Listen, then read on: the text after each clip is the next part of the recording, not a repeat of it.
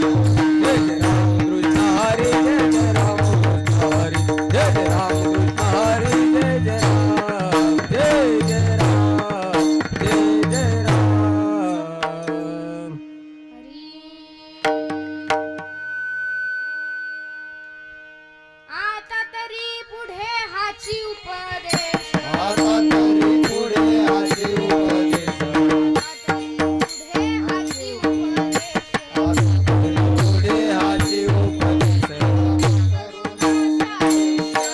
नका करू नासा विषाचा नका करू नासा विषाचा सकाळच्या पाया माझे दंडवत सकाळच्या पाया माझे दंडवत पुण्या चित्त शुद्ध करा पुण्या चित्त शुद्ध करा करावे देवाचे चिंतन करावे देवाचे करुण्या मना येवे करुण्या मना एक होते सकाळच्या सकाळच्या पाया माझे दंडवत सकाळच्या पाया माझे दंडवत हा पुण्या चित्त शुद्ध करा हा पुण्या चित्त शुद्ध करा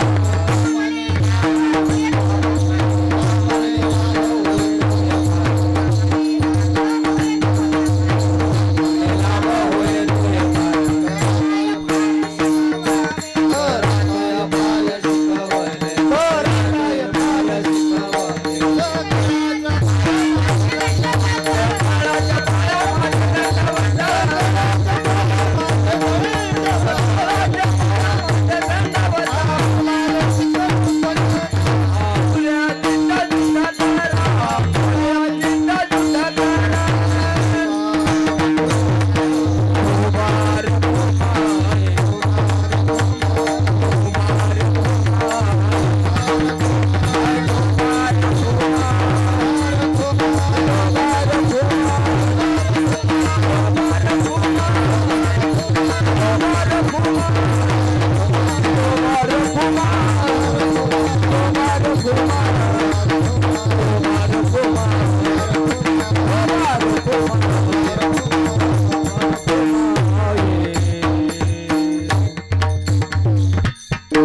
आता तरी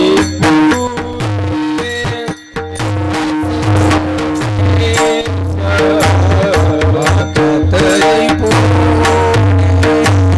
हाची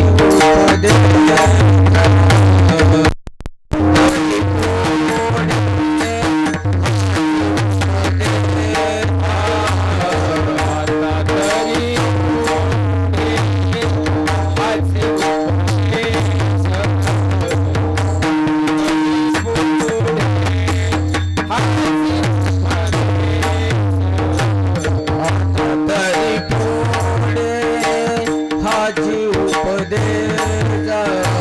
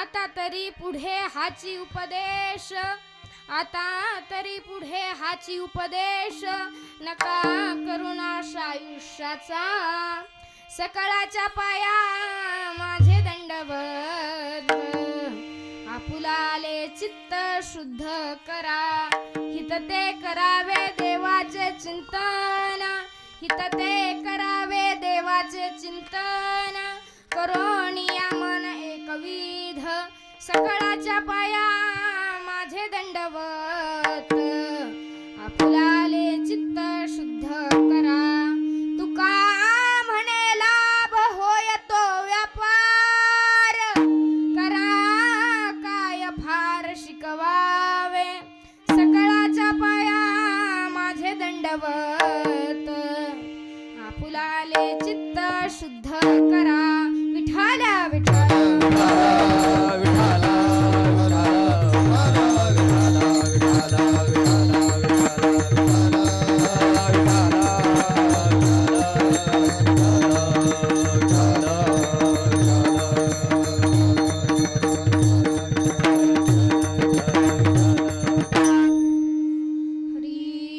वक्रतुंड महाकाय सूर्यकोटी समप्रभ निर्विघ्नं कुरु मे देव सर्वकार्येषु सर्वदा महायोगपीठे तटे भीमरत्यं परं पुण्डलीकाय गातुं मुनीन्द्र समागत्य तिष्ठन्तमानन्दकन्दं परब्रह्मलिङ्गं भजे पाण्डुरङ्गम् पांडुरंगा गरु प्रथम नमन, पांडुरंगा गरु प्रथम नमन, पांडुरंगा गरु प्रथम नमन,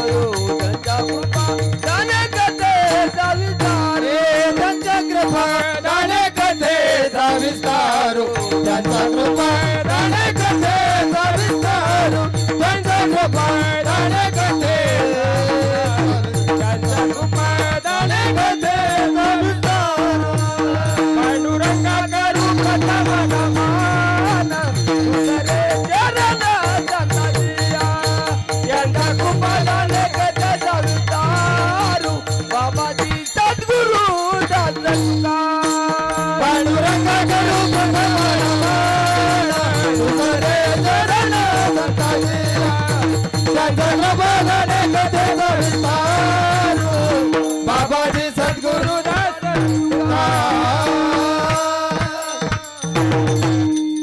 पांडुरंगा करू प्रथम नमन दुसरे चरण संतांचिया त्यांच्या कृपादाने कथेचा विस्तारू बाबाजी सद्गुरु दास तुका अलंकापुरी रम्य सिंहासनस्थं पदं भोज तेजस्मृती प्रदेशं विदिन्द्रादिदेवे सदा स्तूयमानं समाधिस्थमूर्तिं भजे ओम नमो ज्ञानेश्वरा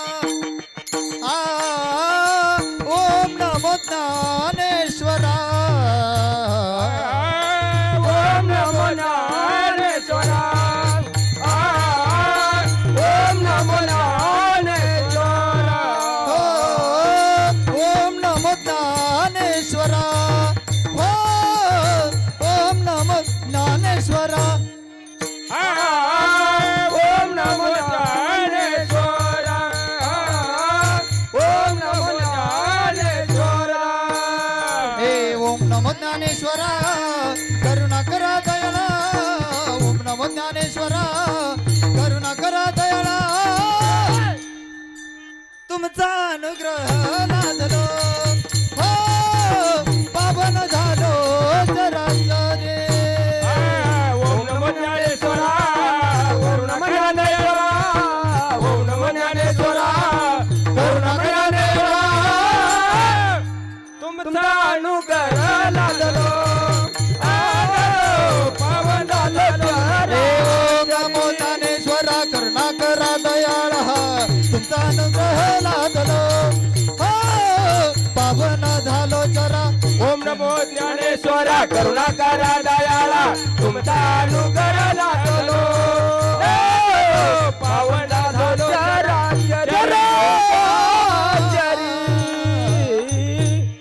ओम नमो ज्ञानेश्वरा करुणा करा दयाळा तुमचा अनुग्रह लाधलो पावन झालो चराचरी मंगलम भगवान विष्णू मंगलम गरुड ध्वज मंगलम पुंडलीकाक्षो मंगलायतनो हरी जयांचे केलिया स्मरण होय सकळ विद्यांचे अधिकरण तेची वंदू श्री चरण श्री गुरूंचे ते नमस्कारोणी आता मस्तक हे पायावरी या वारकरी संतांच्या नागेंद्र हराय त्रिलोचनाय भस्मांगरागाय महेश्वराय नित्याय शुद्धाय दिगंबराय तस्मै नकाराय नमः शिवाय हरी आता तरी पुढे हाची उपदेश आता तरी पुढे हाची उपदेश नका करुणाश आयुष्याचा सकळाच्या पाया माझे दंडवत आपुलाले चित्त शुद्ध करा विठाला विठाला विठाला विठाला विठाला विठाला मायबाप प्रस्तुत प्राप्त प्रसंगी प्राप्त स्थळी कीर्तन रूपी सेवेकरता निवडलेला भंग महान भगवत भक्त संत सम्राट विश्ववंद्य महाराष्ट्र भूषण जगद्गुरु श्री संत तुकाराम महाराज यांचा महत्वाचा उपदेश प्रकरणातील 4 चरणांचा उत्कृष्ट असा अभंग आज आपण सेवेकरता निवडलेला आहे. विठ्ठल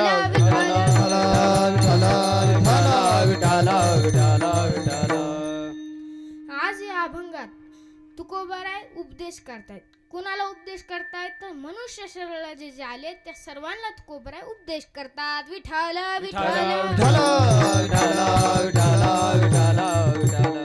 काय उपदेश करतात तर ते म्हणतात, आता तरी इथून पुढे राहिलेल्या आयुष्याचा नाश करू नका. आता तरी पुढे हाची उपदेश नका करू नाश आयुष्याचा.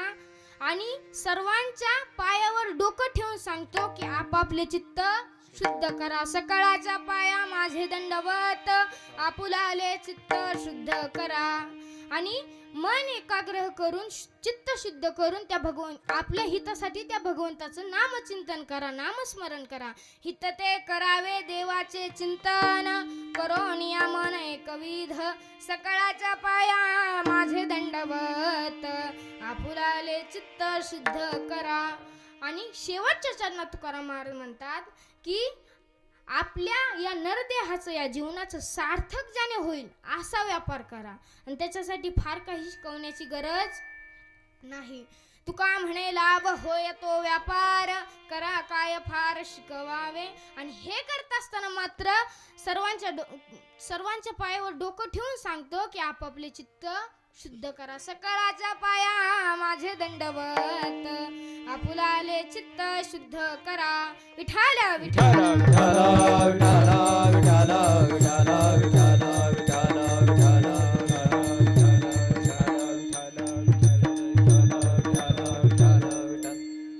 पहा, तुकोबारायांच्या माझ्या अल्पबुद्धीप्रमाणे अभंगाचा अर्थ सांगण्याचा प्रयत्न केला. तुकोबारायांचा सांगण्याचा असाच भाव असू शकतो असे नाही, अजूनही काही वेगळा अर्थ होऊ शकतो.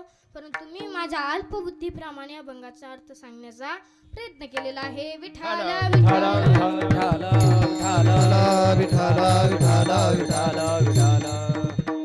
सेवेला सुरुवात करण्यापूर्वी थोडासा परिहार देणं वक्त्याचं आद्य कर्तव्य असतं. ज्या निमित्ताने आजची ही सेवा आहे ती तुम्हालाही माहीत आहे आणि मलाही माहीत आहे. आज बरोबर 1 वर्षापूर्वी या शेलार परिवाराचा आधारवड, या शेलार परिवाराचं पांघरून, मायेचं पांघरून, बरोबर आज कैलासवासी नामदेव लहानू शेलार यांना जाऊन आज पूर्ण 1 वर्ष पूर्ण झाली. व त्यांच्या स्मरणार्थ, त्यांच्या ऋणातून मुक्त होण्यासाठी या शेलार परिवाराने सर्व शेलार परिवाराने मिळून या कीर्तनाचं आयोजन केलं. त्यांचं मनापासून आभार मानतो. मग त्यांच्या मागे असणारा जो परिवार, त्यांची जी 3 मुलं आहेत, त्याचप्रमाणे पहिले चिरंजीव ज्ञानदेव नामदेव शेलार असतील, त्याचप्रमाणे दुसरे चिरंजीव विठ्ठल नामदेव शेलार असतील आणि तिसरे चिरंजीव दिगंबर नामदेव शेलार असतील. आता पहा, त्या बाबांचं काय म्हणावं लागेल, बाबांचं कौतुक करावं तेवढं कमी आहे. कारण आपल्या मुलांची नावं देखील देवाची त्यांनी ठेवली. आणि त्या काळात आणि बाबांनी आपलं जेवढं आयुष्य जगलं त्याच्यामध्ये त्यांना खूप दिवसांपासून माळ देखील होती, देवाचे चिंतन करत होते, परमार्थिक हिताच्या ठिकाणी जागे होते. मग त्या गेलेल्या व्यक्तीच्या नावाने पहा खूप काही विधी केले जातात. त्यामध्ये पिंडदान असेल, वस्त्रदान, अन्नदान असे वेगवेगळे दान केले जाते. त्याच्यामध्येही काही कमतरता राहू नये म्हणून ज्ञानदान देखील केले जाते. म्हणून या शेलार परिवाराने गोड अशा कीर्तनाचं आयोजन केलं. भव्य दिव्य चांगला मंडप ठेवला, सर्व साऊंड सिस्टीम सर्व याचं आयोजन केलं. मग त्यांचं मी मनापासून आभार मानतो. तुकोबाराय काय म्हणतात, धन्य ते नाहीत तर त्यांचे आई वडील धन्य आहेत. आपोली आहेत जो असे जागता, धन्य माता पिता तयाची. का धन्य आहेत तर त्यांच्या कुळामध्ये सात्विक मुलं मुली जन्माला आले म्हणून ते धन्य आहेत. कुळी कन्या पुत्र होती जे सात्विक, तयाचा हरिख वाटे देवा. मग अशा प्रकारे या परिवाराने गोड अशा कीर्तनाचं आयोजन केलं. त्याकरता मी त्यांचं मनापासून एकदा आभार मानतो. विशेष रूपाने माझ्यासारख्या बालकीर्तनकाराला या ठिकाणी सेवा करण्याची संधी दिली त्याबद्दल त्यांचे मनापासून आभार. आणि पहा, आता कीर्तन म्हटलं तर एकट्याचं काय काम नाही. हा खेळ नव्हे एकल्याचा म्हणून मेळ मिळविला, ते सगळ्यांचं सहकार्य पाहिजे. मग त्या अनुषंगाने आज माझ्या कीर्तनरूपी सेवेत मृदुंगाची गोडशी साथ करणारे आपल्या भागाचं वैभव मृदुंग सम्राट श्री कृष्णा महाराज नांदे हे या ठिकाणी उपस्थित आहेत. बाबांच्या चरणी नतमस्तक होतो. त्याचप्रमाणे पेटीची साथ करणारे आमच्या गावाचं संगीत वैभव श्री बापू महाराज कोळपे असतील, त्यांचे देखील मनापासून आभार. त्याचप्रमाणे गायनाचार्यामध्ये प्रथमतः आमचे चांगदेव महाराज जगताप असतील. आता रात्रीच त्यांनी कार्यक्रम केलाय, इच्छा घेण्याचा, परंतु माझ्याकरता आलेत या ठिकाणी, त्यांचं खूप मनापासून आभार मानतो. त्याचप्रमाणे आमचे प्रेम महाराज असतील, माझे गुरुवर्य युवराज महाराज शेळके असतील, त्यांचेही मनापासून आभार. त्याचप्रमाणे संगीतरत्न श्री सुभाष महाराज शेळके असतील, त्यांचे देखील मनापासून आभार. महाराज आपलं नाव काय? खेडकर महाराज असतील, त्यांचे मनापासून आभार. कुटे महाराज असतील, त्यांचे देखील मनापासून आभार. व शेलार महाराज असतील, त्यांचे मनापासून आभार. शिंदे महाराज असतील, त्यांचे देखील मनापासून आभार. आणि विनेकरी बाबा असतील, त्यांचे खूप मनापासून आभार मानतो. आणि या ठिकाणी ज्यांची साऊंड सिस्टीम आहे, काय दादा आपलं नाव, ही साऊंड सिस्टीम ज्यांची आहे त्यांचे देखील मनापासून आभार. तेही या ठिकाणी आले. विठ्ठल विठ्ठल विठ्ठल विठ्ठल विठ्ठल विठ्ठल विठ्ठल विठ्ठल विठ्ठल विठ्ठल. तर या ठिकाणी ते आलेत, त्यांचं खूप मनापासून आभार. तुम्ही सर्वजण बहुसंख्येने या ठिकाणी जमलात, तुमचं मनापासून आभार मानतो. आणि पहा, आज या परिवाराचे एक श्रेष्ठ म्हटलं तरी काय अडचण नाही, कारण या परिवाराचं त्या बाबांनी जेवढं जीवन जगलं, करावं तितकं कौतुक कमी आहे. लवकरच त्यांच्या पत्नीने साथ सोडली नंतर, परंतु त्यांनी स्वतःहून आपल्या मुलांचं संगोपन केलं आणि तिन्ही मुलांना उच्च शिक्षित केलं. त्याच्यामध्ये 2 जण कारखान्यात कामाला आहेत आणि एक आपले इंजिनियर आहेत. त्यांचे मनापासून आभार मानतो. आता पहा, व्यक्ती गेल्यानंतर काय होतं, व्यक्ती गेल्यानंतर विविध दान केले जाते. पहा, त्याच्यामध्ये काय, आता आपले दान तर सांगितले, मग आपल्याला सुख लागत नाही. आता काही लोक म्हणतात एवढं काय त्याच्यात, गेल्यावर व्यक्तीचे सर्व दान केले पाहिजे. परंतु लोकांना काय वाटतं, आता कैलासवासी नामदेव लानू शेलार आज त्या ठिकाणी कुठे असणार आहेत, तर यमदरबारामध्ये उभे असणार आहेत आणि त्यांच्या कर्माचा आज हिशोब होणार आहे.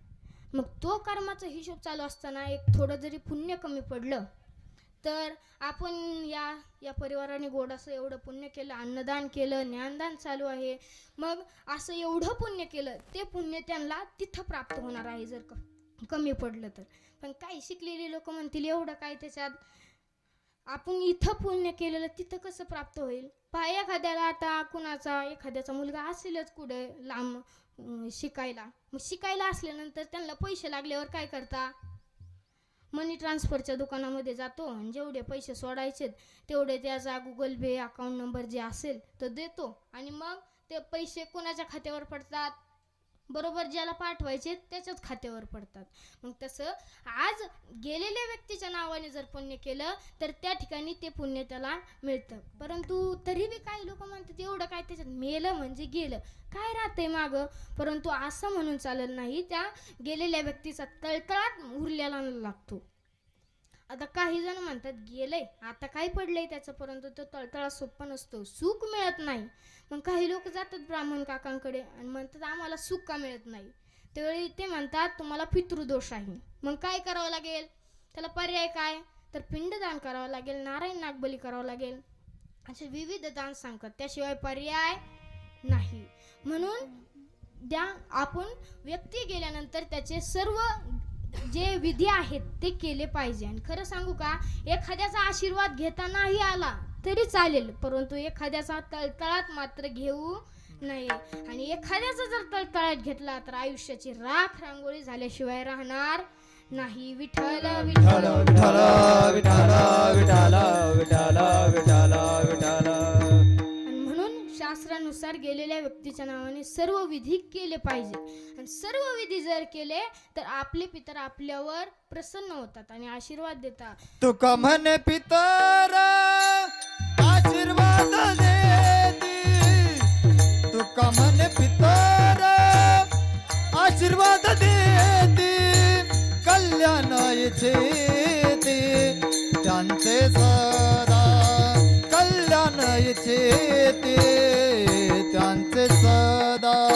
तुका म्हणे पितर आशीर्वाद देती, तुका म्हणे पितर आशीर्वाद देती, कल्याण इच्छिते त्यांचे सदा, कल्याण इच्छिते त्यांचे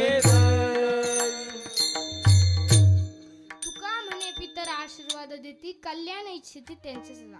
कधी तर सर्व विधी केल्यानंतर आणि जर ते विधी केले नाही तर पितर काय होतात, नाराज होतात आणि शाप देतात. आहा कटाकट करीती पितर दुराचारी पुत्र झाला.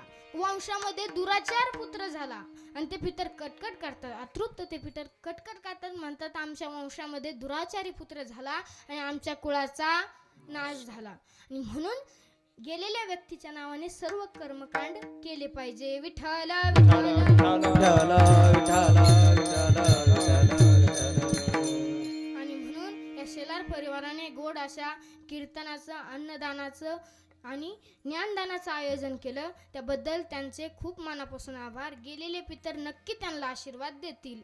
आणि पहा, आता व्यक्ती गेल्यानंतर काय असतं, अंत्यविधी, सावडणे, दशक्रिया विधी, असे वेगवेगळे कार्यक्रम, चवत भरणे. आता मला क्रमवार नाही सांगता येणार, परंतु असे विविध कार्यक्रम आपण करत असतो. मग ते कार्यक्रम आपण करतो कशा करता, तर गेलेल्या व्यक्तीच्या ऋणातून मुक्त होण्यासाठी. परंतु ज्या घरातून तो व्यक्ती जातो त्या घरावर मात्र दुःखाचा डोंगर कोसळतो. आणि मग परंतु त्याला काहीच करता येत नाही, त्याला डॉक्टर कोणीच वाचू शकत नाही, कारण आपल्या या जीवनाचा काहीच भरोसा नाही. महत्वाचं म्हणजे या मृत्यू लोकात जर जन्माला आलं तर एक ना एक दिवस हा देह ठेवून जावावंच लागणार आहे. मग हा एवढा देह आहे तो ठेवून जावंच लागणार आहे, कोणीच त्याला अडू शकत नाही. साथ देती नहीं ये किसी का, क्या भरोसा है इस जिंदगी का. या जीवनाचा काहीच भरोसा नाही.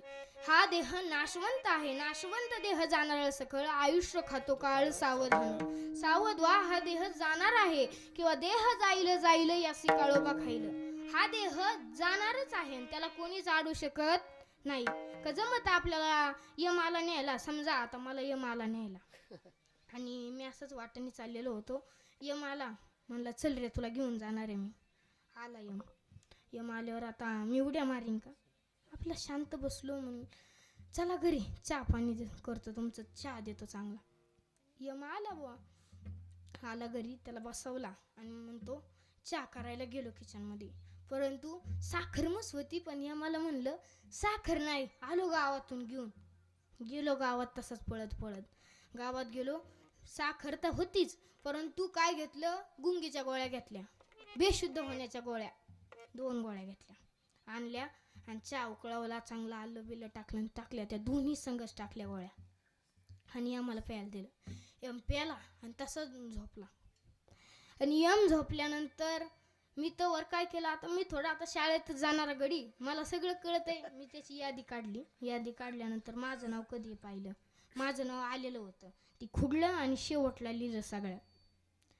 तर मी तेवढं हुशार, मला तेवढी अक्कल आली, तिथं शेवटला लिहिलं आणि 4-5 तासांनी यम डुलत डुलत उठला. आता मला सुद्धा कटकट आलेली, कधी जातं एकदाच. मी पाणी मारून उठला आणि यादी बघितली. म्हणलं राव चिंबळा, अंगेवाडी, बोरी, बेलवंडी लई माणसं नेली, परंतु तुमच्यासारखा चांगला माणूस कधीच भेटला नाही. अहो बाकीच्यांनी पाणी सुद्धा विचारलं नाही, तुम्ही चहा पाजला असं म्हणाल्यानंतर, चहा पाजला म्हटल्यानंतर यम जागा आणि पूर्णपणे त्याची जाग गेली. तेव्हा त्याने फाईल काढली, त्याची नाव तो म्हणला आपण असं करू, तुमचा नंबर शेवटला येऊ आला पाहिजे, म्हणून काय करू, शेवटीपासून सुरुवात करू. आता बोंबलं माझ्यावरच आलं, परंतु आता हसण्याचं जाऊ द्या, विषय जाऊ द्या हसण्याचा, परंतु त्याच्यातला मेन मुद्दा लक्षात घ्या की मरण कोणाला चुकवता आलं की आपल्याला एक ना एक दिवस जावंच लागतंय, त्याला कोणीच अडू शकत नाही. परंतु तसा जर वास्तविकपणे विचार केला तर या पृथ्वी तलावरती 3 जण येत असतात. पहिला आहे देव, दुसरे आहेत संत आणि तिसरं आहेत तुम्ही आम्ही. देवाचं प्रारब्ध वेगळं, संतांचं प्रारब्ध वेगळं, तुमचं आमचं प्रारब्ध वेगळं. देवाचं प्रारब्ध आहे परीक्षा. देव स्वतःहून येत नाही, त्याला आणावं लागतं. आणि कोण आणतं तर संत महात्मे घेऊन येतात. आणीला रूपा बळे करोनी खळे हरिदास, त्याला घेऊन आणावं लागतं किंवा आणीला रूपा तुका म्हणे केला सोपा, त्याला आणावं लागतं, तो काही स्वतःहून येत नाही. आणि आल्यानंतर त्याचं कार्य काय आहे, जसं प्रारब्ध वेगळं आहे संताचं, देवाचं, आपलं सगळ्यांचं प्रारब्ध जसं वेगळं आहे तसं त्याचं कार्य देखील वेगळं आहे.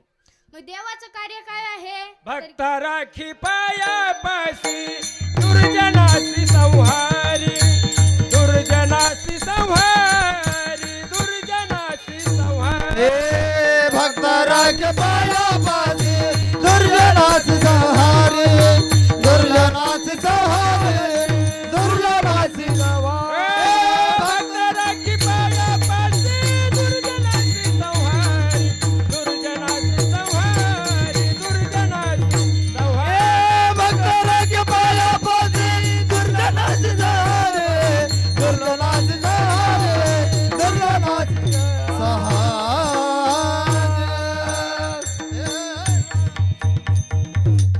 खूप गोड प्रमाण दिलं महाराजांनी. पहा, भक्ता राखे पायापाशी दुर्जनाशी संहारी. किंवा गीताकार सुद्धा सांगतात की यदा यदा ही धर्मस्य ग्लानिर्भवति भारत अभ्युत्थानम धर्मस्य तदात्मानं सूर्यमेह. तो भगवान परमात्मा येतो आणि काय करतो? धर्माची घडी बसवतो, परत अजून दुष्टांचा नाश करतो आणि भक्तांचं काय करतो? तर भक्तांचं संगोपन करतो, रक्षण करतो. काय करतो भगवान परमात्मा? समजलं? हा. दुसरा मुद्दा आहे कोण? संत.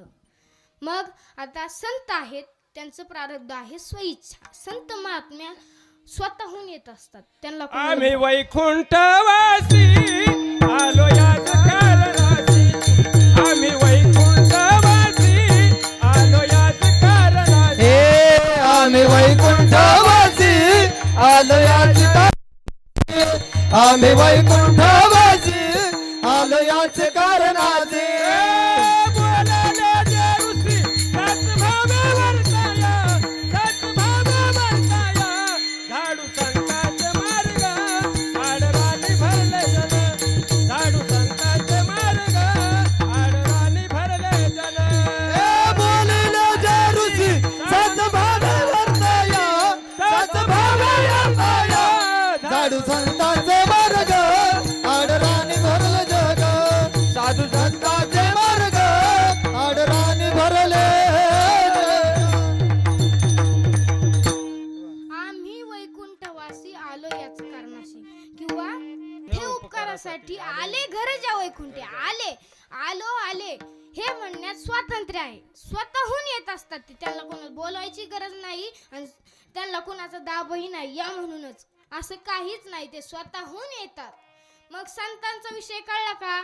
आता ते आल्यानंतर त्यांचं कार्य देखील आहे ना, धर्माचे पालन करणे, पाखंड खंडन हेच आम्हा करणे काम, बीज वाढवावे नाम.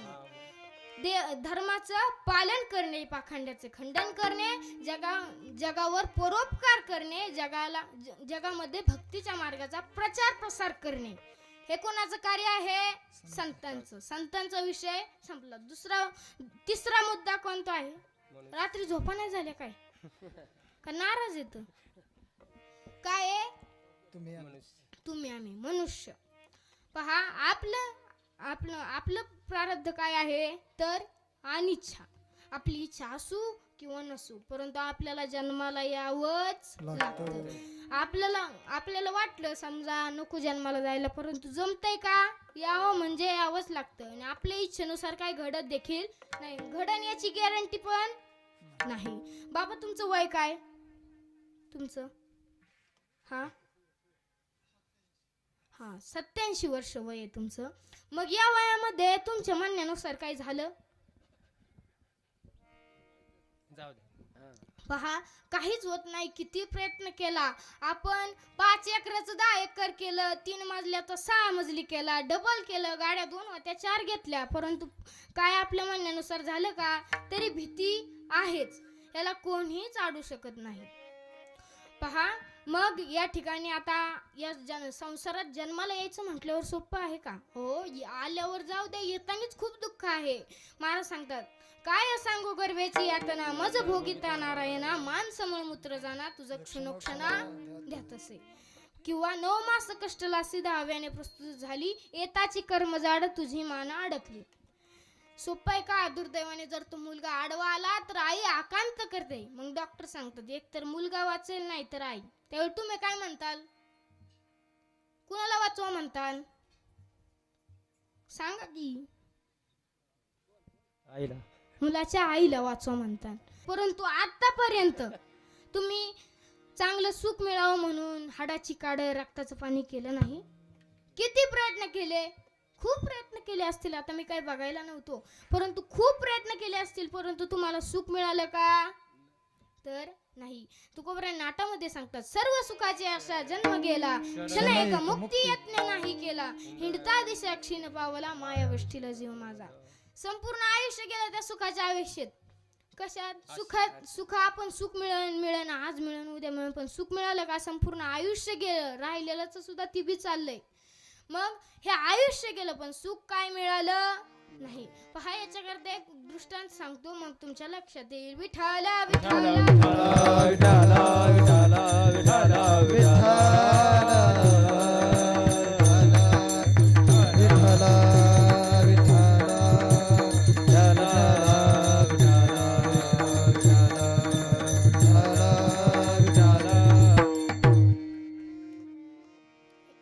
यात्रा झाली काय अजून बेलवंडीची?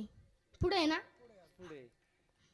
मग गेल्या वर्षी यात्रा झाली. यात्रेच्या टायमाला आता सर्वजण देवाला नारळ फोडतात, बरोबर का? हा, मग नारळ फोडतात म्हटल्यावर एक जण होता आपला, त्याने विचार केला की नारळ फोडायचा आहे आपल्याला देवाला. गावात गेल्यानंतर नारळाच्या दुकानात गेला.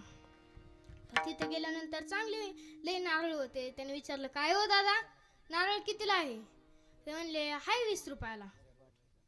20 रुपयाला आहे म्हटले. मग 20 रुपयाला नारळ होता. म्हणला थोडं कमी जास्त नाही व्हायचं? कमी होईल का थोडं तरी? म्हणाले होईल ना. म्हणाले द्या मग. म्हणले इथं नाही होणार, कुठे जावं लागेल तर श्रीगोंद्याला जावं लागेल, तिथं तुम्हाला कमी पैशात नारळ भेटेल. ह्या गाड्याने गाडीला किक मारली आणि तसाच श्रीगोंद्यात गेला. श्रीगोंद्यात गेल्यानंतर तिथे एका दुकानात गेला आणि विचारलं काय हो दादा नारळ कितीला आहे? ते म्हणले आहे ना 15ला. ते म्हणाले राव बेलवंडीहून आलोय, थोडं कमी जास्त व्हायचं नाही? ते म्हणाले होईल ना. ते म्हणाले द्या मग. पण ते म्हणाले इथं नाही भेटणार, कुठे जावं लागेल? नगरला. मग त्याकडे आता ह्याला वाटलं नगरला जायचं म्हटल्यावर हे इतका लांब कसं जाईल, येईन इथूनच नारळ. पण ह्याने सांगितलं होती तिथून नगरला गेलं. नगरला गेल्यानंतर तिथं हार नारळ जे काही देवपूजेचं साहित्य असतं तिथे एक दुकान होतं. तिथे गेल्यानंतर विचारलं काय हो दादा नारळ कितीला आहे? ते म्हणले 10ला. मग 10ला नारळ सांगितलं. म्हणले बेलवंडीत राहत होतो, बेलवंडीहून श्रीगोंद्याला, श्रीगोंद्याहून तुमच्याकडे आलोय, थोडं कमी जास्त व्हायचं नाही का? ते म्हणाला होईल. मग ते म्हणला 10 रुपयाला आहे ना 5 रुपयाला भेटन. मग ते म्हणला द्या. इथं नाही पण कुठं? मुंबईला. मग त्यांनी तिथून गाडीला किक मारली, मुंबईला गेला. मुंबईला गेल्यानंतर मुंबईत नारळ 5 रुपयाला होता, परंतु त्या गाड्याने तिथे ऐकलं. ते म्हणलं लय लांबून आले, फुकट मिळेल का? ते म्हणलं इथं नाही फुकट मिळेल, कोकणात जावं लागेल. मग परत कोकणात गेला. कोकणात गेल्यानंतर तिथं आता चांगलं 10-12 एकराचा असा मोठा प्लॉट होता नारळाचा. तिथे गेला आणि विचारलं काय हो दादा एक नारळ नेऊ का? ते म्हणाले न्या, फक्त इथले नेऊ नका, हे पॅकेजिंगला चालले, तिकडे दुसरीकडले न्या. आतमध्ये गेला. अशी हिरवीगार बाग, भले मोठे मोठे नारळाचे झाडं, एक बारीक झाड होतं थोडं, तिथं गेला आणि त्या नारळ चढला. हळूच बळ चढला आणि नारळ तोडायला एका हाताने वाढला नारळ, पण नारळ काय तुटला नाही. मग ह्या गाड्याने दोन्ही हात लावले, काढला, पाय सरकला ना, गडीला टाकला नारळाला. नारळ टाकल्यानंतर खालून आता कोण हाका मारतोय कोणी आहे ना, परंतु जवळूनच एक उंट घेऊन एक माणूस चाललेला असतो. ते म्हणतो ओ दादा मी तुम्हाला 5,000 रुपये देतो, फक्त मला एवढं खाली उतरवा. मग त्या गाड्याने आता त्याला जायची होती, घाई होती, पण त्याला 5,000चं लालच आला. तो उंट उभा केला आणि उंटावर असा बसला आणि त्याला हात पुरवतोय का बघितला, हात नाही पुरला. मग उंटावर तो उभा राहिला आणि उंटावरून ह्याचं पाय जेवढ्यात धरलं तर उंट सरकला खालून. उंट सरकल्यानंतर मग ती दोघं लागली वळाय. तो खाल्ला म्हणला तू 5 देत होता, मी 10 देतो, वरचा हात सोडू नको. मी 10 देतो बाबा, पण फक्त वरचा हात सोडू नको. मग तसं झाल्यानंतर परत एक घोडेस्वार चाललेला होता. ह्या दोघांनी त्याला इकडे बोलावलं. म्हणाले आम्ही दोघं 20,000 देतो, फक्त आम्हाला खाली उतरा. घोडेस्वार आला. घोडेस्वारला काय 20,000 म्हणजे लई झाले. खाली आला. खाली आल्यानंतर घोड्यावर बसला, परंतु हात नाही पुरला मगाशी उंटवानी. घोड्यावर उभा राहिला. वर हात धरला तसा उंट पण घोडा पण सरकला. आता तिघची तिघ खाल्ला. म्हणला मी देतो तुम्हाला 10,000 रुपये, पण वरचा हात काय सोडू नका. आणि मग काय तिघहीला टाकले. आणि ह्या गाड्याने विचार केला, राव नारळ आपण 5 रुपयाचे आशे करता आलो या इकडे नारळ घ्यायला, पण आपल्याला आता चांगले 20-25,000 भेटत आहे. मग त्याला ठेवायला केवढी जागा, एवढी पिटी लागून ना अंदाजे तोवर सुटला ना, खाली पडला ना. मग हा गेला किती करता, 5 रुपयाचे आशे करता, परंतु पदरी काय दुःखच आलं. म्हणून महाराज म्हणतात, सर्व सुखाची आशा जन्म गेला, क्षण एक मुक्ती यज्ञ नाही केला, हिंडता दिशा क्षीण पावला, माया विष्ठीला जीव माझा. संपूर्ण आयुष्य गेला, पण सुख काय मिळालं का, तर नाही. आणि आपल्याला आता सुख मिळतही नाही तरी जन्माला यावंच लागते, कारण आपलं प्रारब्धच अनिच्छा आहे. यावंच लागतंय, कोण त्याला थांबूही शकत नाही. मग तुम्हाला आम्हाला जन्माला काय यावं लागतं, त्याचे काही 3 कारण सांगितलेले आहेत. पहिलं कारण आहे पूर्वजन्मातील कर्मामुळे तुम्हाला आम्हाला जन्माला यावं लागतं. त्याचप्रमाणे दुसरं कारण आहे पूर्वजन्मातील पापामुळे जन्माला यावं लागतं. आणि तिसरं कारण आहे मरते समय उत्पन्न झालेल्या वासनेमुळे तुम्हाला आम्हाला जन्माला यावं लागतं. याच्यापैकी एक जरी कारण जीवाकडे असेल तर जीवाला या ठिकाणी जन्माला यावंच लागतं. पहा, पहिला मुद्दा आहे पूर्वजन्मातील कर्मामुळे आपल्याला जन्माला यावं लागतं. मग जन्माला यायचं, जन्माला आल्यानंतर काय सोपं आहे का? आपल्याला जे कर्म केलंय ते भोगण्यासाठी यावंच लागतं. नाथ महाराज म्हणतात, केले कर्म झाले तेच भोग आले, केले कर्म झाले तेच भोग आले, केले कर्म झाले तेच भोग आले, केले कर्म झाले तेच भोग आले, केले कर्म झाले तेच भोग आले, केले कर्म झाले तेच भोग आले, केले कर्म झाले तेच भोग आले, केले कर्म झाले तेच भोग आले. उपजले मेले ऐसे किती भोग, उपजले मेले ऐसे किती, ऐसे किती, उपजले मेले ऐसे किती, ऐसे किती, उपजले मेले ऐसे किती, ऐसे किती. हरिमुख गाता हर पल जिंदा, हरिमुख गाता हर पल जिंदा, हरिमुख गाता हर पल, हरिमुख गाता हर पली चिंता, हरिमुख गाता हर पली चिंता, हरिमुख गाता हर पली चिंता, हरिमुख गाता हर पल चिंता.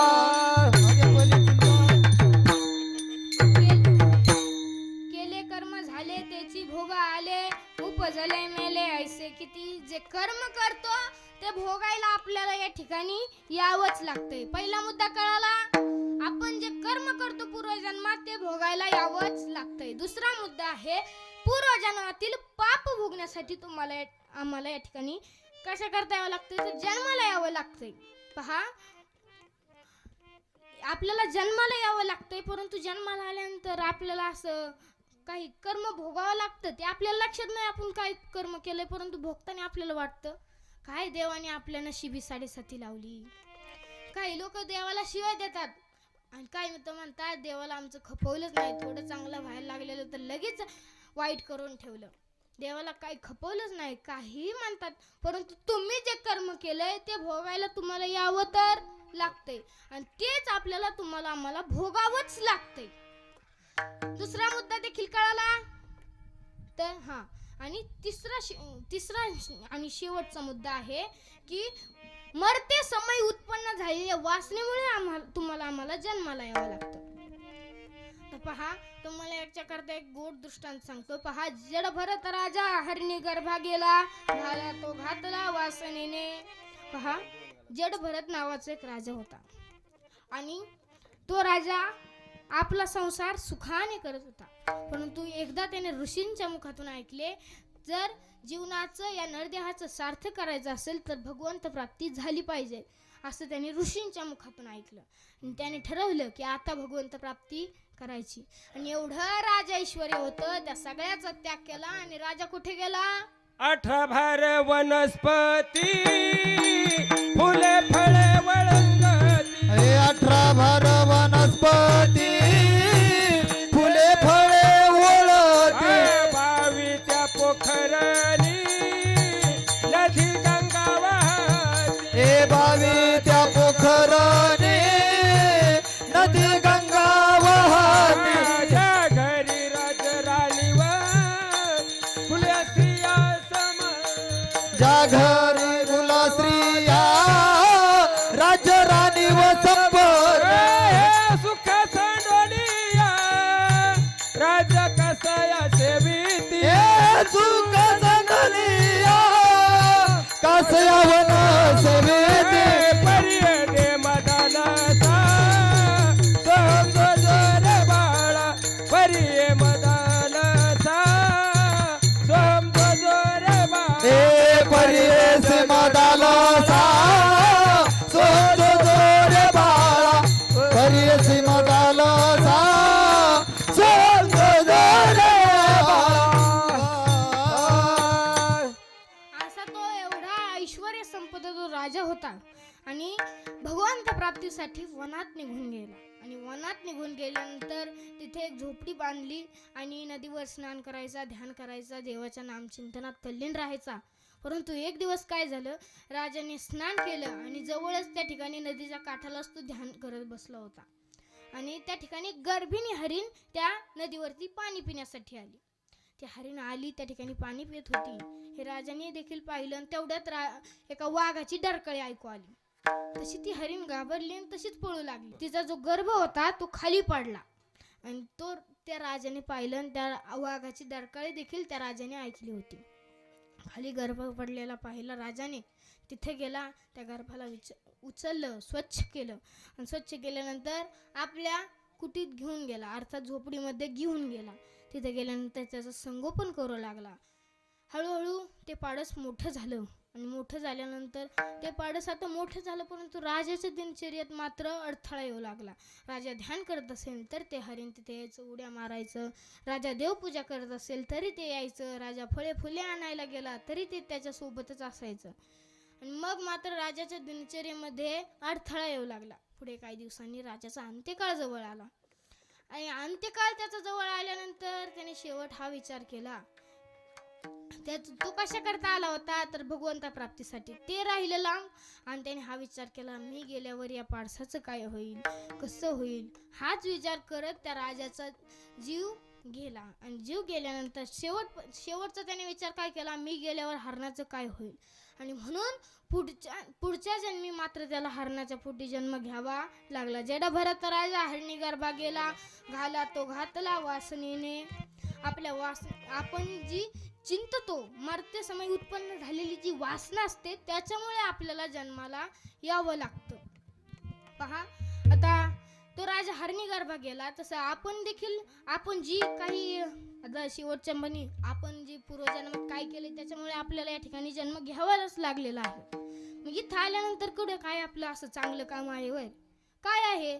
मुलगा झाला, मुलगा शिकवला, चांगला शाळेत जाऊ लागला, पुढे मोठा झाला, शिक्षण झालं, सर्व्हिस करू लागला, नाही सर्व्हिस तर धंदा करू लागला, नाही धंदा तर व्यापार करू लागला, नाही व्यापार तर शेती करू लागला, आता चौथं तर पाचवं तर काहीच नाही.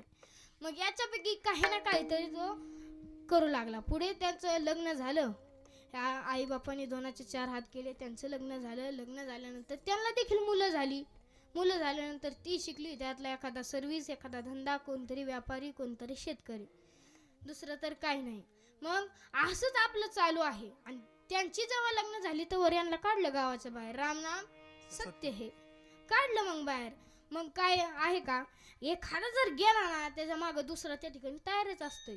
बाजूनी एक म्हण होती, आजा मेला नातू झाला आणि खुटाला खूट उभा केला. समजलं. पहा, एक जण गेला तर दुसरा लगेच त्याच्या मागं तयारच आहे. मग अशा प्रकारे हा जन्म मरणचा फेरा आहेत.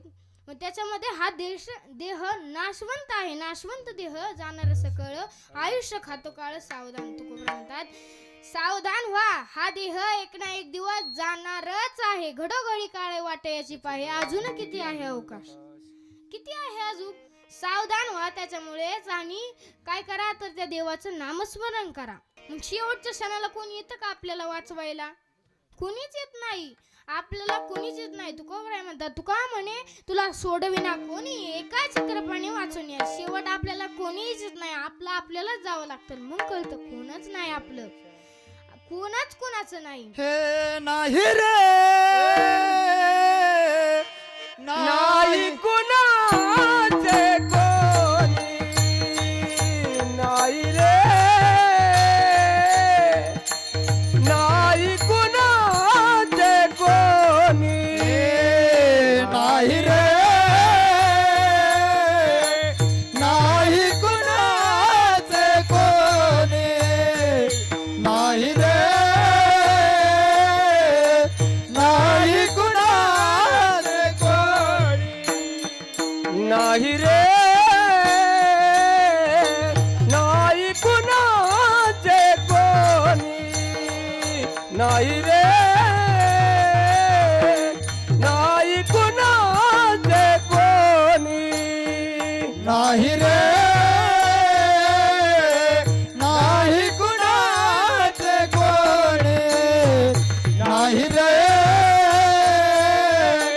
नाही कुणाचे कोणी, नाही कुणाचे कोणी, नाही रे कोणी, नाही कुणाचे कोणी, तुझे रे कोणी, अंतरासले कल्पना माझे माझे म्हणून, एकला जातील पाना माझे माझे म्हणून, नाही रे नाही कुणाचे कोणी, नाही रे नाही कुणाचे कोणी, नाही कुणाचे कुणी, तुझे नव्हे रे कोणी, नाही कुणाचे कुणी, तुझे नव्हे रे कोणी, अंती जातील एकल प्राण्या माझे माझे म्हणून, नाही रे नाही कुणाचे कोणी, नाही रे नाही कुणाचे कोणी. त्यावेळी मरते समय आपल्याला वाचवायला कोणीच येत नाही. मग आपल्याला कळतं कुणीच कुणाचं नाही. त्यावेळी आपण जर नामचिंतन केलं असतं तर आता काही ना काहीतरी फायदा झाला असता. म्हणून आता तरी सावध व्हा गड्या हो. पुढचं जेवढं आयुष्य राहिलंय ते वाया घालू नका. पहा, सावध सावधान वाचे वदानारायण, 10 वर्ष बालपण 20 वर्ष तारुण्य, अंगी भरला मदान मग तो कैसा सावधान, सावध सावधान वाचे वदानारायण. 30 वर्ष होती दारा पुत्र मागे फिरती, प्रपंच लागे पाठी मग तो कैसा परमार्थी, सावध सावधान वाचे वदानारायण. 40 वर्ष झाली डोळा 40 आली. काय होतं 40 वर्षामध्ये? काय होतं? चष्मे लागतात. काहींना लागले आहेत. पहा, 40 वर्षामध्ये डोळ्याला चष्मे लागतात. 40 वर्ष झाली डोळा 40 आली, डोळ्यास भुरळ पडली कैसे दूर आणि जवळी, सावध सावधान वाचे वदानारायण. 50 वर्ष होती हलती दातांच्या पंगती. काय होतं तर दात हलू लागतात. आणि अजून काय होतं? श्याम केश शुभ्र होती त्यासी म्हातारा म्हणती. काय होतं अजून? तर केस पांढरे होतात मग म्हातारा म्हणतात. सावध सावधान वाचे वदानारायण, साठीची बुद्धी नाठी. पहा, साठीमध्ये काय होतं? माणसाचं डोकंच नीट चालत नाही. आता एका गावात मी कीर्तनाला गेलो. तर कीर्तनाला गेल्यानंतर एक बाबा होते. बाबांना मी काय दिसलोच नाही जणू काय. बाबांनी मला विचारलं, महाराज आले का? आलो. ते म्हणले कशा आले? पाय आले का गाडीत आले? म्हणलं आता गाडी आहे, गाडीत आलो. म्हणले तुमचं लग्न झालं का? मी दिसलोच नाही त्यांना. ते मला म्हणाले लग्न झालं का? म्हणलं नाही हो, अजून मी बाल कीर्तन काढे, बारीकच आहे मी. आणि मग पोर आहेत का? आता काय करावं? असं केल्यावर काय म्हणावं मी आता? त्याच्यामुळे साठीमध्ये काय होतं, बुद्धी नाठी होती. साठीची बुद्धी नाठी, मग हाता आली काठी. बस लागे पाठी, त्यासी हसती कारटी. सावधान वाचे वदा नारायण. सत्तराची झाली रचना, बसल्याने उठल्याने चालवेना. मग तो झाला दैन्यवान. सावधान वाचे वदा नारायण. 4-20 मिळून 80, मग तो झाला अपयशी. कळलं का काय होतं? 80 वयामध्ये काय होतं? अपयश येतं माणसाला. आणि 80 वयाच्या म्हाताऱ्याने तर कधीच लग्न जमवायला जाऊ नाहीतर ज्याची बायको आहे तीच जायची पळून. त्यामुळे अपयश येतं. म्हणून काय होतं तर 4-20 मिळून 80, मग तो झाला अपयशी. पाण्याविन मछली जायसी, जीव होत कासवीसी. सावधान वाचे वदा नारायण. मग वर्षे झाले 90, बोलावे ना एक शब्द. श्री पुत्र म्हणे प्रसिद्ध, आता तोडावा संबंध. सावधान वाचे वदा नारायण. समजलं काय होतं? 90 वर्ष झाल्यावर काय होतं? जा म्हणते ती एकदाची कटकट लागली मागे, कधी जाईन असं वाटत त्यांना. मग 1 शतक पूर्ण झाला, आला तैसा वाया गेला. रामदास स्वामी म्हणे, योगी सावध झाला. सावधान वाचे वदा नारायण. सावधान वाचे वदा नारायण. सावधान वाचे वदा नारायण. सावधान वाचे वदा नारायण. सावधान. पहा, आपल्याला जन्माला आल्यानंतर 2 जागी सावध केलं जातं. एक असं अभंगाद्वारे परमार्थामध्ये म्हणतात, परमार्थामध्ये जर नसेल तर म्हणतात सावध व्हा, परमार्थ करा. आणि दुसऱ्या जागी कुठे सावध केलं जातं? शुभमंगल सावधान. आता सावध हो बाबा, ही करू नको, तरी आपण ऐकतो का? ह्या नवऱ्याचं लक्षच तेवढं असतं. कधी होईन एकदाचं मंगलाष्टक आणि टाकीन हा. आणि त्या नवरीने नीट बघितलं नाही, ती खाली बघत होती, टाकला ब्राह्मणाच्याच गळ्यात. बोंबलायचं का? मग अशा प्रकारे सावध केलं जातं. परंतु सावध झालं तर ठीक आहे, नाहीतर आयुष्य गेल्याशिवाय मोकार आपलं आयुष्य वाया जातं. मग तुकोबराय म्हणतात की आता तरी इथून पुढे राहिलेल्या आयुष्याचा नाश करू नका. तेच आजच्या अभंगाच्या प्रथम चरणात. आता तरी पुढे आजी उपदेजा. आता तरी पुढे आजी उपदेजा. आता तरी पुढे हाची उपदेश. आता तरी पुढे हाची उपदेश. आता तरी पुढे हाची उपदेश. आता तरी पुढे हाची उपदेश. आता तरी पुढे आजी उपदेजा. आता तरी पुढे आजी उपदेजा. आता तरी पुढे आजी उपदेजा. आता तरी पुढे आजी उपदेजा. आता तरी पुढे हाची उपदेश. आता तरी पुढे हाची उपदेश. आता तरी पुढे हाची उपदेश. आता तरी पुढे हाची उपदेश. नका करू नाज आवी जा. नका करू नाज आवी जा. नका करू नाज आवी जा. पायी माझे दंडवत सकळच्या पायी माझे दंडवत सकळच्या पायी माझे दंडवत सकळच्या पायी माझे दंडवत हे सकळाच्या पाया माझे दंडवत सकळाच्या पाया माझे दंडवत सकळाच्या पाया माझे दंडवत सकळाच्या पाया माझे दंडवत आता तरी पुढे हाची उपदेश नका करू नाश आयुष्याचा सकळाचा पाया माझे दंडवत आपुलाले चित्त शुद्ध करा. पहा आता तरी मी इथून पुढे हा उपदेश करतो की राहिलेल्या आयुष्याचा नाश करू नका. असं कोण सांगतंय? तुकोबराय ते म्हणताय सगळ्यांच्या आपला हा जो देह मिळाला आहे तो अत्यंत दुर्लभ पद्धतीने आपल्याला मिळाला आहे.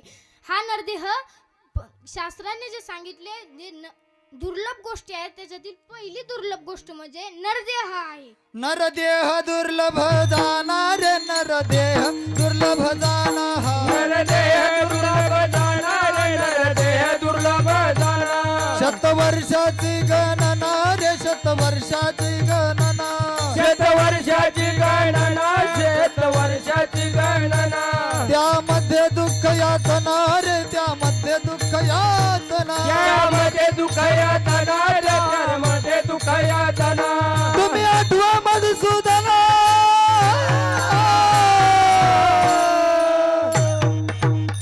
ए वासुदेव वासुदेव म्हणा रे तुम्ही वासुदेव वासुदेव म्हणा वासुदेव वासुदेव म्हणा रे तुम्ही वासुदेव वासुदेव म्हणा तुम्ही वासुदेव वासुदेव म्हणा रे तुम्ही वासुदेव वासुदेव म्हणा तुम्ही वासुदेव वासुदेव म्हणा रे तुम्ही वासुदेव वासुदेव म्हणा वासुदेव वासुदेव म्हणा तुम्ही वासुदेव वासुदेव म्हणा म्हणा काय करा तर वासुदेव वासुदेव म्हणा आणि सर्वांच्या चरणी नतमस्तक होतो की काय करा आपापले चित्त शुद्ध करा. तेच आजच्या अभंगाच्या दुसऱ्या चरणात सकाळाच्या पाया माझे दंडवत आपुलाले चित्त शुद्ध करा असं तुकोबराय सर्वांना सांगू लागले चित्त शुद्ध करा. आता लोक काय ऐकेनात. मग काय केलं तुकोबरायांनी आधी समजावून सांगितलं तरी ऐकलं नाही. मग थोड्या शिव्या देऊन सांगितलं रागावून सांगितलं तरी ऐक नाहीत. कसल्याच पद्धतीने ऐकलं नाहीत. म्हणून काय आपण एखादा जर ऐकत नसलं तर त्याला आपण सांगतो असं नको करू रे तुझ्या पाया पडतो तुझं नुकसान होईल. मग तसंच तुकोबराय आपल्याला सांगताय की सकळाच्या पाया माझे दंडवत आपुलाले चित्त शुद्ध करा. सर्व प्रयत्न केले तुकोबरायांनी पण शेवट हात जोडावे लागले तुकोबरायांना की आपापले चित्त शुद्ध करा. आणि पहा एके ठिकाणी तुकोबराय सांगतात लागोनी या पाया विनवतो तुम्हाला करे टाळी बोला मुखी नाम विठ्ठल विठ्ठल म्हणून मना वेळोवेळा हा सुख सोहळा स्वर्गी नाही असं सांगू लागले. नाथ महाराज देखील म्हणतात कर जोडून विनवतो तुम्हा. पहा सगळ्यांच्या चरणी प्रत्येक आधी करून सर्व संत तुकोबराय नाही तर आधी करून सर्व संत तुकोबराय असे मिळून सगळेजण आपल्या पाया पडून सांगतायत पण आपण ऐकतोय का तर नाही. मग राहिलेल्या आयुष्याचा नाश करू नका असा उपदेश तुकोबरायांनी केला पहिल्या चरणात. नंतरून पाया पडून समजावून सांगितलं आणि तिसऱ्या चरणात सांगितलं आपल्या हितासाठी त्या भगवंताचं नामस्मरण करा. हित ते करावे देवाचे चिंतन करून या मन एकविध सकाळाच्या पाया माझे दंडवत आपुलाले चित्त शुद्ध करा.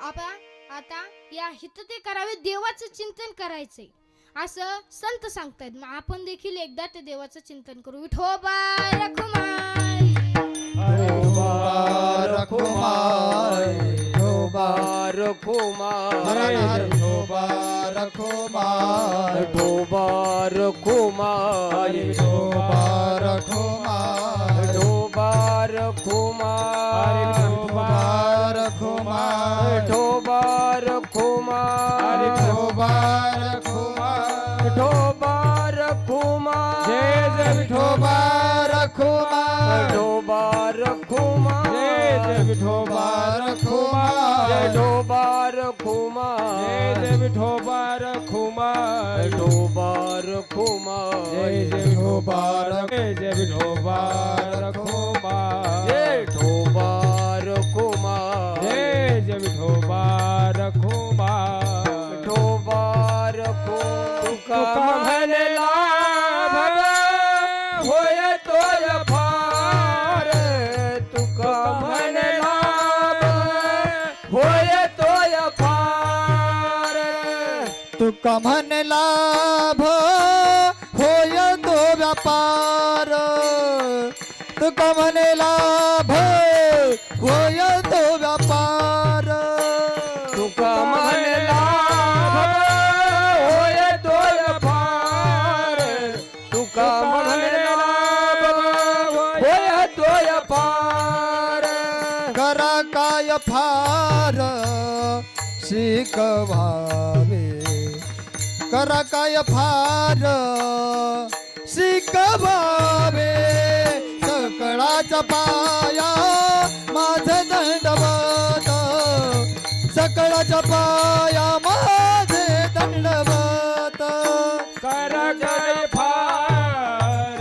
शिखवाल कर काय फार शिखवाल सकळाच्या पाया माझे दंडवत सकळाच्या पाया माझे दंडवत.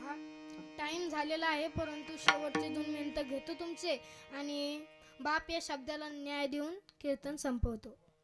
पहा, आज या परिवारातील एक श्रेष्ठ व्यक्ती नामदेव लहानू शेलार बरोबर यांना जाऊन 1 वर्ष झाले. या परिवाराचे ते मायेचे पांघरूण होते, आधारवड होते आणि ते आज गेलेले आहेत. सर्वांच्याच चेहऱ्यावर त्यांची गेलेली नाराजी दाखवत आहे. आता पहा, अनेक कीर्तनकारांनी, आता मला एवढं सांगता येणार नाही तुम्ही किती कीर्तन ऐकले काय झालं, परंतु सगळ्यांनी कुणाविषयी चिंतन मांडलं? आईविषयी. आई माझी मायेचा सागर, आई तुझ्या मूर्तिवाणी, ऐसी कळवळ्याची जाती करी लाभविना प्रीती. सर्वजण आईविषयी करतात, परंतु हा बाप काय आपला नाही का? या बापाचं पण सांगितलं पाहिजे ना.